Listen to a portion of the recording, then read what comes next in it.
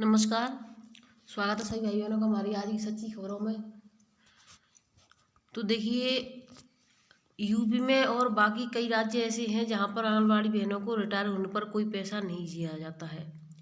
अब देखिए, जिन बहनों ने शाम की वीडियो नहीं देखी है तो उसको देख लें और हमें बताएं कि यानी कि कहाँ कहाँ पर ईसीसी डे का प्रशिक्षण मिला था और उनको सर्टिफिकेट मिला भी है और उनको पैसे भी मिले हैं। अगर किसी भाई बहन के पास हमारा नंबर नहीं है तो आप नंबर नोट कर लें 70 78 21 89 10। इस नंबर पर अपने यहाँ से सर्टिफिकेट है उसको भेजें, जिससे कि हम भी अपने यहाँ के प्रमाण पत्रों के बारे में कहें और प्रमाण पत्र सभी बहनों को प्राप्त कराएं, क्योंकि उन्होंने कहा है कहीं पर भी नहीं मिल रहे हैं तो हम आपको कैसे दे दें।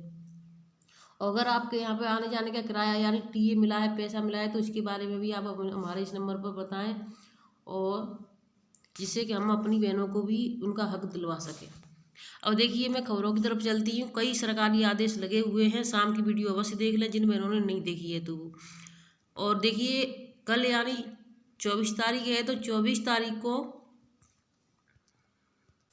तारीख को बहनों को क्या करना है इसके बारे में भी हम वीडियो में बताएंगे। 24 तारीख को इम्पोर्टेंट कार्य है और सभी बहनों को करना है। गुजरात में भी करना है और यूपी में भी करना है, तो इस चीज़ को विशेष ध्यान दें। वीडियो को लास्ट तक देखें, बीच में छोड़ करके ना जाएं।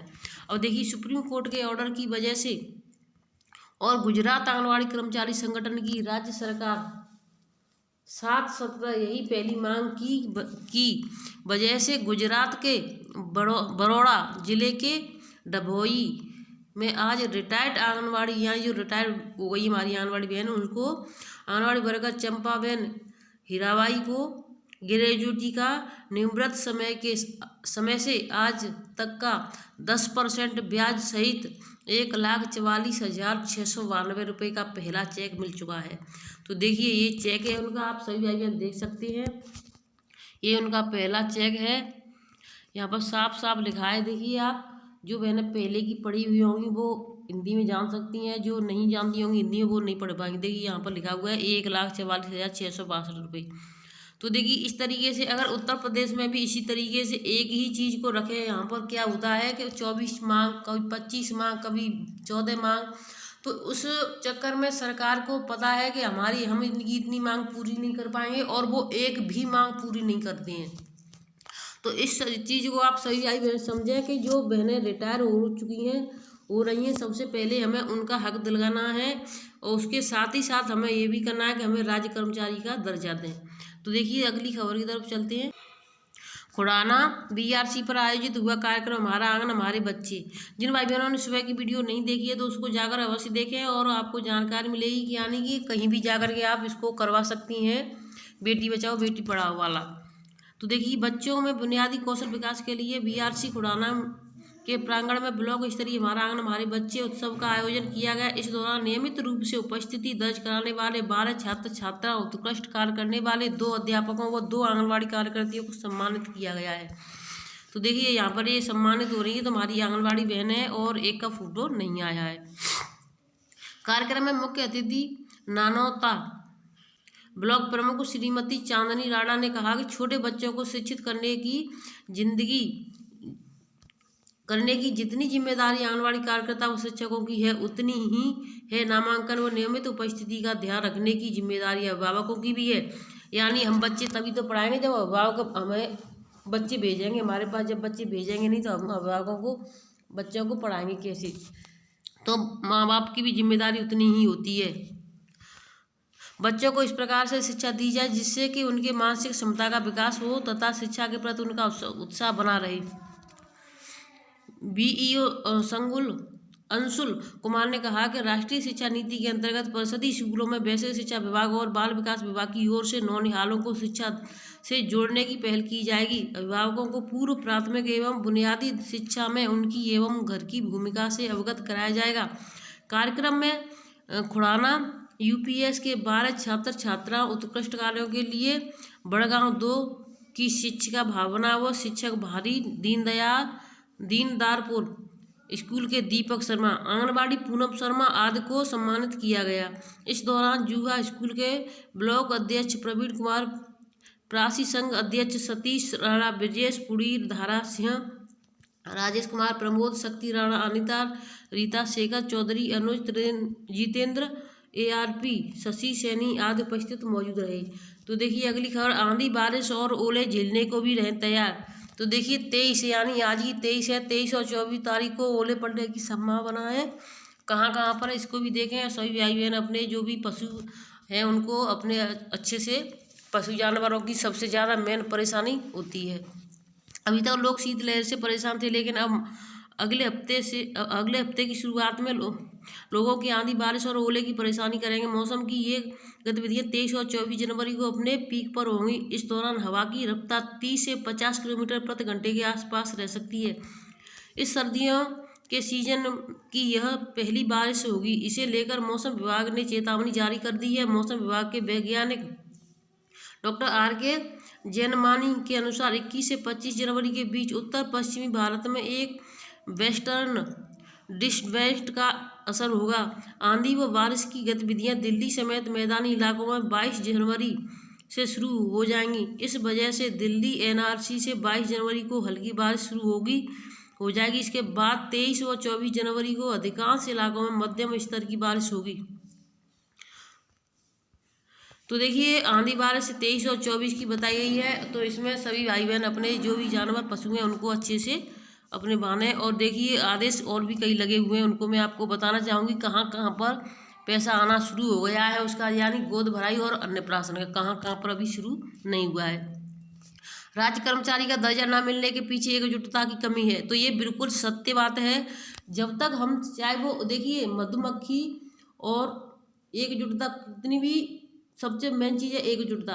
अगर एक कुत्ता आपको दिखाई देता है, अगर उसमें आप डेल मारोगे तो वो भाग जाएगा, ये हमको कहीं मारे नहीं और ज़्यादा नहीं परेशान करे। जैसे ही आप डंडा उठाएंगे भाग जाएगा। लेकिन उसी डंडे को या उसी आपके ईंट के पत्थर को आप एक मधुमक्खी के छत्ते में मार करके देखिए, अभी आपको वो तुरंत आपका पीछा तब तक नहीं छोड़ेंगे तब तक वो अपना बदला पूरा नहीं कर लेंगे। तो देखिए एकजुटता का प्रमाण बहुत होते हैं, लेकिन सभी में ना तो आंगनबाड़ी बहनों में एकजुटता है और ना ही जो हमारे संगठन है यूनियन के उनमें एकजुटता है।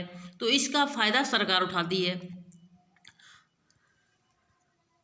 तमको हीराजा कुशीनगर की खबर है। आंगनबाड़ी कार्यकर्ती एवं सहायिका वेलफेयर संगठन सहित तमाम संगठन हैं जो आंगनबाड़ी कर्मियों की हित की लड़ाई लड़ने का दावा करते हैं, लेकिन जो वास्तविक है वह यह है कि इन संगठनों में एकता नहीं है। एकता होती तो सभी संगठन एकजुट होकर पूरे देश में आंदोलन चलाकर अपना वाजिब मांग केंद्र सरकार से अवश्य मंगवा लेते।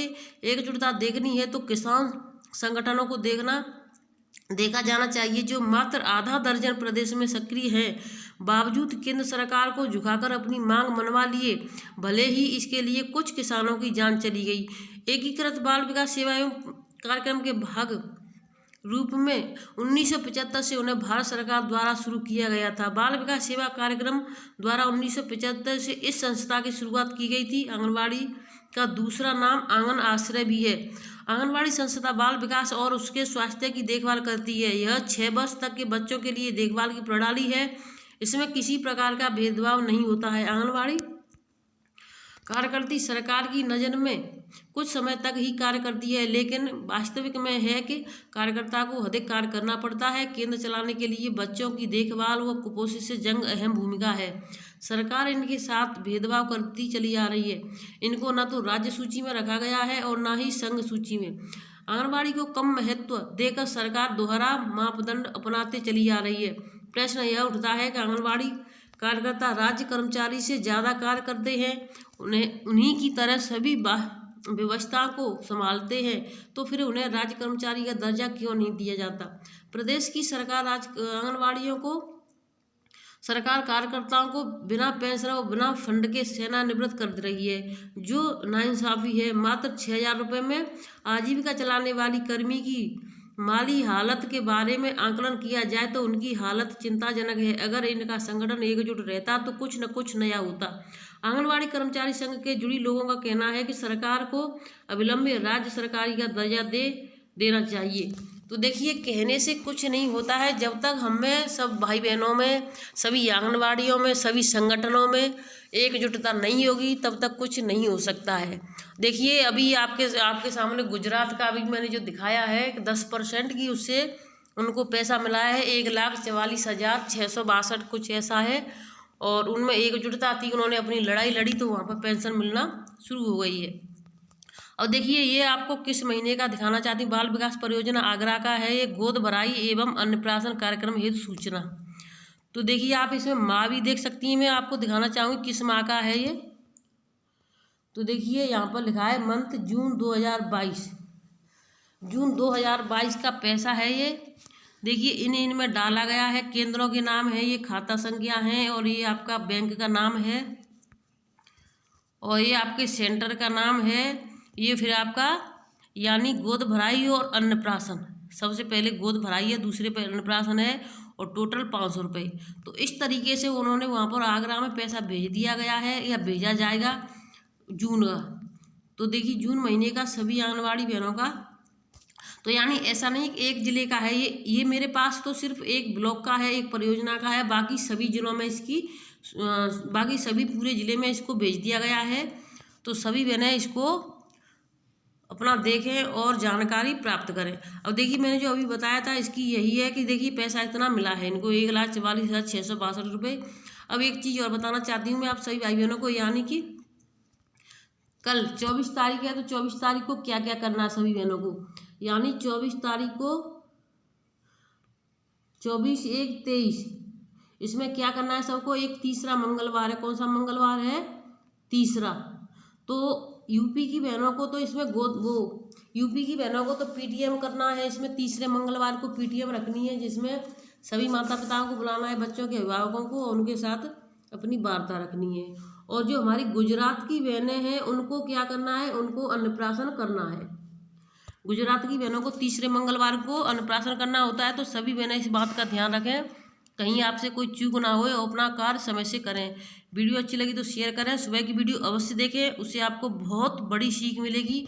और अपने ग्रामीण लोगों में उसको शेयर करें जिससे सभी जागरूक हो सकें। धन्यवाद।